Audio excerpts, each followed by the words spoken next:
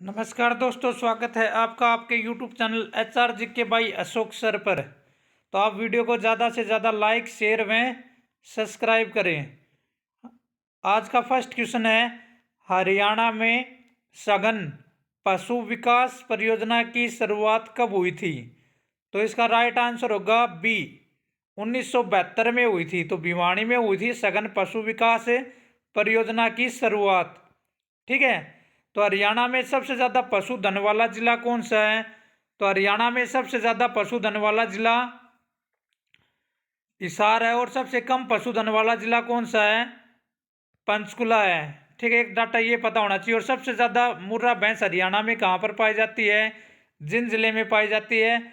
और मुर्रा भैंस को हरियाणा में काला सोना कहा जाता है। क्या कहा जाता है? काला सोना, एशियन ट्रैक्टर और खूंडी कहा जाता है। ये भी आपको अच्छे से पता होना चाहिए। हरियाणा पशुधन बोर्ड का मुख्यालय कहाँ पर है? पंचकुला में है। हरियाणा पशुधन विकास बोर्ड का चेयरमैन कौन है? तो इसका चेयरमैन है रणधीर सिंह गोलन है। हरियाणा पशुपालन मंत्री कौन है? पशुपालन, डेयरी, मत्स्य पालन और कृषि मंत्री और कानून मंत्री कौन है भाई? तो ये सब पद है भाई जयप्रकाश दलाल के पास। जयप्रकाश दलाल कहाँ से विधायक है? लोहारू से। और लोहारू कहाँ पर है? भिवानी में है। और लोहारू में बकरी प्रजनन केंद्र प्रस्तावित है। ये भी अच्छे से याद रखना। क्वेश्चन नंबर सेकंड, जिला महेंद्रगढ़ के किस स्थान पर एक वीर्य बैंक स्थित है जहां पर तरल नाइट्रोजन प्लांट है? तो इसका राइट आंसर होगा सी, नारनौल में है। और एक ये डाटा भी याद रखना, हरियाणा में 8 वीर्य बैंक है भाई। नारनौल से विधायक कौन है? तो नारनौल से ओम प्रकाश यादव विधायक है। पार्टी कौन सी है? बीजेपी। मंत्री पद कौन कौन से? सामाजिक न्याय और अधिकारिता मंत्री है। और सैनिक, अर्धसैनिक एवं कल्याण विभाग पद, 2 पद हैं भाई इसके पास। ये भी पता होना चाहिए। नारनौल शहर 3 ओर से राजस्थान से घिरा हुआ है। नारनौल का पुराना नाम था नंदीग्राम, फिर नरराष्ट्र, अब नारनौल के नाम से जाना जाता है। नारनौल को विरासत का शहर कहा जाता है, केसरिया नगरी कहा जाता है, बावड़ियों का शहर कहा जाता है। ठीक है, ये क्वेश्चन नारनौल के बारे में आपको अच्छे से पता होना चाहिए। और महेंद्रगढ़ हरियाणा का एकमात्र ऐसा जिला है जिसका मुख्यालय कहाँ पर है? नारनौल में है। जैसे महेंद्रगढ़ के नाम से न होकर नारनौल के नाम से मुख्यालय है। और नारनौल मुख्यालय कब बनाया गया था? 1948 में बनाया गया था। ये भी आप अच्छे से याद रखना। Next question, question number 3, Nilokheri के अतिरिक्त हरियाणा में कहां पर पोल्ट्री प्रशिक्षण केंद्र है? तो ये करनाल में है। इसका राइट आंसर क्या होगा? डी। कहां पर है? करनाल। और नीलोखेड़ी भी कहां पर है? करनाल में है। तो हरियाणा में कितने पोल्ट्री प्रशिक्षण केंद्र हैं? तो हरियाणा में 2 पोल्ट्री प्रशिक्षण केंद्र हैं, एक तो नीलोखेड़ी में और दूसरा करनाल में। कितने दिन भाई यहाँ पर ट्रेनिंग दी जाती है? 21 दिन की पोल्ट्री प्रशिक्षण की ट्रेनिंग दी जाती है। और हरियाणा और भारत का दूसरा सबसे बड़ा पोल्ट्री हब कहाँ पर है? तो भारत का दूसरा सबसे बड़ा पोल्ट्री हब है बरवाला में। और बरवाला कहाँ पर है? एक तो ये बरवाला पंचकुला वाला आएगा, हिसार वाला नहीं। एक हिसार में भी है। तो कहाँ पर है? बरवाला पंचकुला में। और नीलोखेड़ी करनाल जिले की विधानसभा की आरक्षित सीट है, और यहाँ से धर्मपाल गोंदर विधायक है। ठीक है भाई, ये भी आपको अच्छे से पता होना चाहिए। Next question, question number 3, Thanesar में कुक्कुट रोग जांच प्रयोगशाला की स्थापना कब की गई थी? तो इसका राइट आंसर होगा भाई 1988-89 में की गई थी। 1988-89 में। थानेसर कहाँ पर है? थानेसर कुरुक्षेत्र में है। हरियाणा में मुगल द्वीप किसको कहा जाता है? थानेसर को कहा जाता है। और मुगल पेंटिंग कहाँ की प्रसिद्ध है? रोहतक की प्रसिद्ध है। ये भी आपको पता होना चाहिए। महमूद गजनवी ने थानेसर पर कब आक्रमण किया था? 1014 में किया था। उस समय थानेसर का राजा कौन था? जयपाल। जब महमूद गजनवी ने हरियाणा पर आक्रमण किया तो उस समय हरियाणा पर किसका शासन था? तोमरों का शासन था। ठीक है। शेख चिल्ली का मकबरा कहां पर है? थानेसर में। इसका निर्माण 1650 में शाहजहां के शासनकाल में दारा सिक्कों ने करवाया था। और वही थानेसर से रिलेटेड क्वेश्चन बनते हैं ना, ये लगभग मैंने करवा दिए हैं। कुरुक्षेत्र के नाम से विधानसभा की कोई भी सीट नहीं है। कुरुक्षेत्र में जो व्यक्ति रहता है उनके चुनाव कहाँ पर होते हैं? थानेसर। तो ये आप अच्छे से याद रखना। Next question, question number 4, Asia का सबसे बड़ा पशु फार्म हाउस कहाँ पर है? ये 7 अगस्त को जो एग्जाम हुआ था हरियाणा पुलिस का, जो कैंसिल हो गया था, उस एग्जाम में आया था और उससे पहले भी कई बार रिपीट हो चुका है। तो एशिया का सबसे बड़ा पशु फार्म हाउस कहाँ पर है? हिसार में है। कितने एकड़ में है भाई ये? नहीं, कब इस बना था ये? तो ये बना था 1809 में।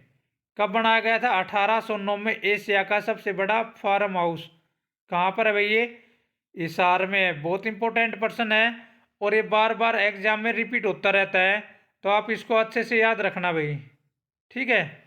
Next question, question number 5, Haryana सरकार द्वारा स्वतंत्रता सेनानियों को कब से सम्मानित करने का निर्णय लिया गया है?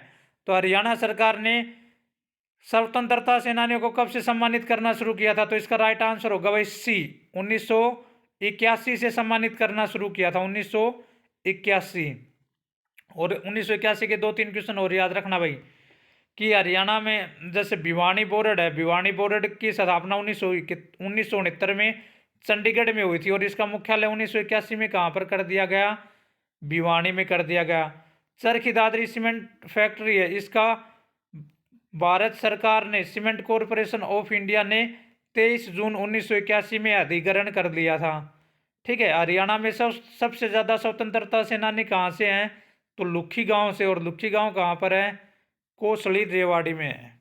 नेक्स्ट क्वेश्चन, क्वेश्चन नंबर 6, युद्ध सेवा मेडल प्राप्त करने वाले सैनिकों को नगद राशि, वार्षिकी और भूमि के बदले नगद राशि देने की स्कीम 1988 में बंद कर दी गई थी।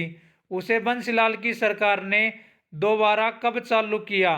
तो इसका राइट आंसर होगा बी, अप्रैल 1997 में चालू किया था। कब चालू किया था भाई? अप्रैल 1997। ये जो भी मैं आपको क्वेश्चन करवा रहा हूँ ना भाई, ये सारे प्रीवियस ईयर के क्वेश्चन है HSC के, ठीक है। तो आपको जो इनको अच्छे से सुनना और नोट करना, आने वाले एग्जाम में बहुत हेल्प मिलेगी। अगर CET बढ़िया एग्जाम नहीं हुआ तो 1-2 साल कोई भी यानी कि वैकेंसी नहीं आएंगी हरियाणा में, अगर CET बढ़िया एग्जाम नहीं हुआ तो आपका, ठीक है। तो CET की बढ़िया तरीके से तैयारी करो, अप्रैल या मई में CET एग्जाम हो जाएगा। क्वेश्चन नंबर 7, मैंने हर टॉपिक से एक एक प्रीवियस ईयर का क्वेश्चन उठाया रखा है भाई, जैसे हर टॉपिक से कहाँ से क्या क्या आ सकता है, पहनावे से भी, सब तरीके से हर प्रकार से क्वेश्चन उठाया है मैंने, और ऐसे प्रीवियस ईयर की बनाऊंगा, आपको बहुत फायदा मिलेगा। हर वीडियो अच्छे से देखा करो और नोट किया करो क्वेश्चन। राजपूती ढंग की पगड़ी क्या कहलाती है? तो राजपूती ढंग की पगड़ी क्या कहलाती है? पाग कहलाती है। तो क्या आंसर होगा? ए, पाग आंसर होगा। सैनिक ढंग की पगड़ी क्या कहलाती है? तो साफा कहलाती है भाई। सैनिक ढंग की पगड़ी क्या कहलाती है? साफा। और मारवाड़ी ढंग की पगड़ी क्या कहलाती है? खंडवा। तो अब ये तीनों क्वेश्चन याद रख लेना भाई अच्छे से। राजपूती ढंग की पगड़ी क्या कहलाती है? पाग। सैनिक ढंग की पगड़ी साफा। और मारवाड़ी ढंग की पगड़ी क्या कहलाती है? खंडवा। अच्छे से याद रखना भाई ये। क्वेश्चन नंबर 8, निम्नलिखित में से कौन सा नृत्य पुरुष और महिलाओं के द्वारा किया जाता है? यानी कि इनमें से कौन सा नृत्य है जो पुरुष और महिलाओं के द्वारा किया जाता है, दोनों के द्वारा? तो देखो, तीज नृत्य है, ये केवल महिलाओं के द्वारा किया जाता है। लूर नृत्य है, ये भी महिलाओं के द्वारा किया जाता है। खोड़िया नृत्य है, ये भी महिलाओं के द्वारा किया जाता है। तो इसका राइट आंसर होगा फाग नृत्य। तो कौन सा नृत्य किया जाता है? फाग नृत्य महिलाओं के द्वारा और पुरुषों के द्वारा किया जाता है। और हरियाणा का सबसे पुराना नृत्य कौन सा है? तो हरियाणा का सबसे पुराना नृत्य है धमाल। धमाल नृत्य किस काल से चला आ रहा है? तो धमाल नृत्य महाभारत काल से चला आ रहा है भाई, ये भी याद रखना। किस काल से चला आ रहा है? महाभारत काल से चला आ रहा है धमाल नृत्य। और धमाल नृत्य मुख्य रूप से महेंद्रगढ़ और झज्जर जिले में किया जाता है और फाल्गुन महीने में किया जाता है। Next question, question number 9, Haryana में रासलीला और रामलीला की शुरुआत कब हुई थी? यानी रासलीला और रामलीला की शुरुआत कब हुई थी? तो इसका राइट आंसर होगा बी, 16वीं शताब्दी में हुई थी भाई। कौन सी शताब्दी में? 16वीं शताब्दी। अब देखो मैं ये 4 क्वेश्चन है, चारों क्वेश्चन ऑप्शन है, इनके चारों के आंसर बता देता हूं। देखो 7वीं शताब्दी में राजा हर्षवर्धन ने थानेसर को अपनी राजधानी बनाया था, 606 ईस्वी या 7वीं शताब्दी में।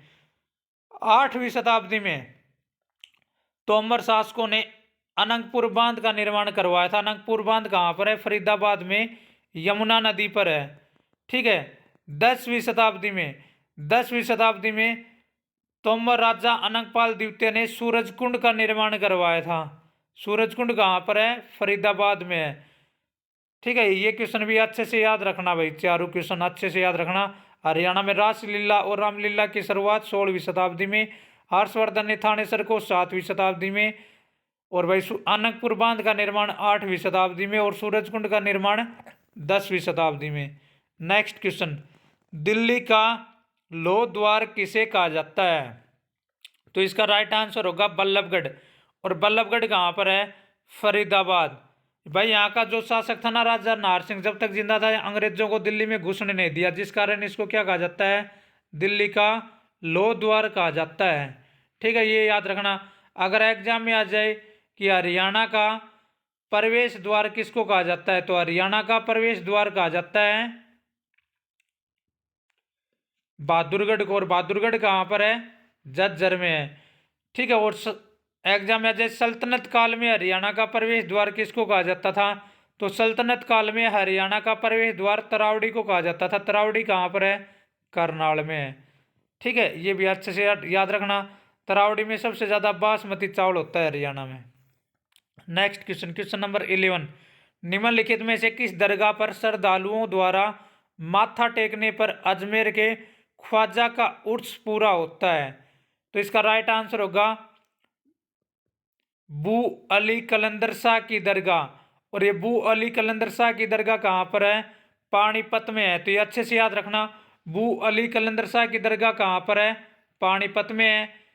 अब ये चारों दरगाह मैं आपको बता देता हूँ भाई। देखो, कलंदर शाह की दरगाह करनाल में है। हमजा पीर की दरगाह है दरसू। दरसू कहाँ पर है? नारनौल महेंद्रगढ़ में है। इस दरगाह पर महिलाओं का प्रवेश वर्जित है।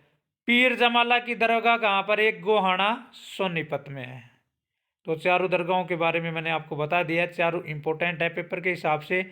और ये सरदार लोगों द्वारा कहाँ पर माथा टेकने के लिए जाते हैं? जब अजमेर के ख्वाजा का उर्स पूरा होता है। तो इसका राइट आंसर होगा भाई बू अली कलंदर शाह की दरगाह। और ये कहाँ पर है? पानीपत में। पानीपत हरियाणा का एकमात्र जिला है जिसे 2 बार हरियाणा का जिला बनाया गया। क्वेश्चन नंबर 12, अंग्रेजों ने बहादुरगढ़ को सिंधिया राजा से छीनकर झज्जर के नवाब के भाई को कब जागीर के रूप में दिया था?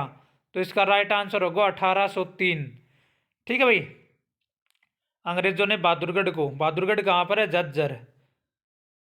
आपको अच्छे से याद रखना है भाई, ये सिंधिया राजा से छीनकर फिर दिया था। तो 1803 में सरजी अंजन की संधि हुई थी, किन के बीच में? दौलत राव सिंधिया और अंग्रेजों के बीच में हुई थी। ठीक है, दौलत राव सिंधिया और अंग्रेजों के बीच में हुई थी सरजी अंजन की संधि 30 दिसंबर 1803 में। तो इसमें अंग्रेज अधिकारी कौन था? General lake. तो अंग्रेजों ने हरियाणा पर कब अधिकार किया? 1802-03 में अधिकार करना शुरू किया था। 1809-10 में पूरे हरियाणा पर अंग्रेजों का अधिकार हो गया था। Question number 13, Yamuna gases limited की स्थापना कब हुई थी? तो इसका राइट आंसर होगा ए। यमुना गैसेज लिमिटेड की स्थापना 1973 में हुई थी। और ये कहाँ पर है? यमुनानगर में है। और इसने 1975 में गैसों के उत्पादन में पहला स्थान हासिल किया था। और 1988 में इसका नाम बदलकर यमुना गैसेज एवं केमिकल लिमिटेड कर दिया गया। यमुना गैसेज एवं केमिकल लिमिटेड नाम कब किया गया? 1988 में। और इसकी स्थापना कब हुई थी? 1973 में। और गैसों के उत्पादन में पहला स्थान कब हासिल किया? 1975। Next question, question number 14, Haryana विधानसभा में पहली बार चुनाव कितने सीटों पर हुए थे? तो इसका राइट आंसर होगा भाई बी। ठीक है, इसका राइट आंसर क्या होगा? बी। देखो, ए ऑप्शन है 54, बी है 81, सी है 90, डी है इनमें से कोई नहीं। तो राइट आंसर होगा बी।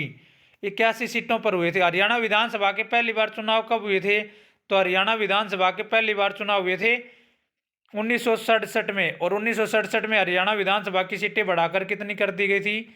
81। और हरियाणा गठन के समय विधानसभा की सीटें कितनी थी? 54। और 1977 में हरियाणा विधानसभा की सीटें कितनी कर दी गई थी? 90। अब 2026 तक कितनी रहेंगी? 90 रहेंगी, न घटेंगी न बढ़ेंगी। 2026 में 126 हो जाएंगी, ये भी याद रखना, ठीक है। और हरियाणा विधानसभा की सीटें किस आयोग की सिफारिश से बढ़ाई गई थी? परिसीमन आयोग की सिफारिश से बढ़ाई गई थी। Next question, question number 15। Rajghat Gurudwara Haryana में कहाँ पर है? तो राजघाट गुरुद्वारा कुरुक्षेत्र में है भाई। कहाँ पर है? कुरुक्षेत्र में राजघाट गुरुद्वारा।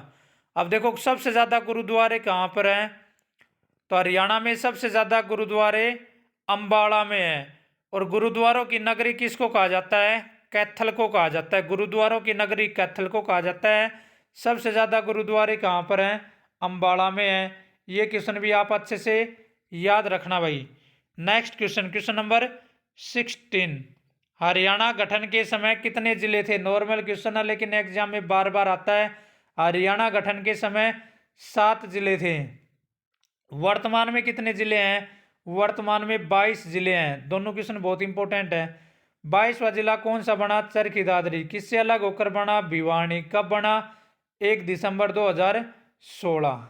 ये भी आप अच्छे से याद रखना। और चरखी के साथ दादरी शब्द कब जोड़ा गया? 1958 में। Question number 17। हरियाणा के मंत्रिमंडल में कम से कम कितने सदस्य हो सकते हैं? ये एचटेट में आया था भाई अब की बार ये क्वेश्चन।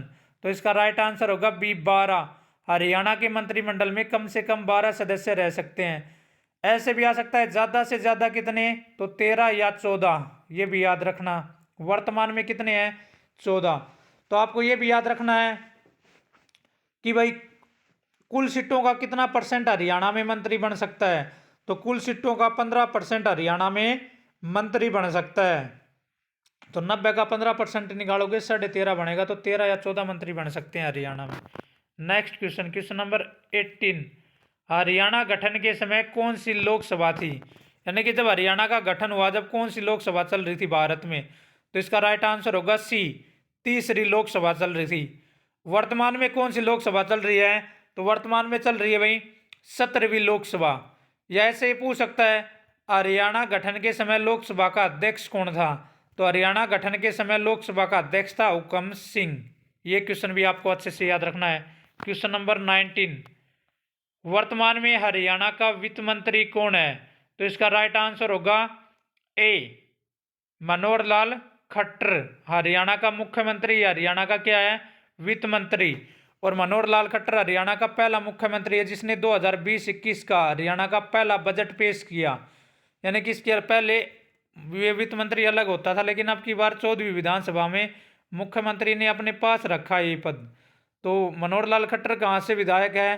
करनाल से। किस पार्टी से? बीजेपी पार्टी से विधायक है ये भी आपको अच्छे से पता होना चाहिए, ठीक है। और मनोहर लाल खट्टर भाई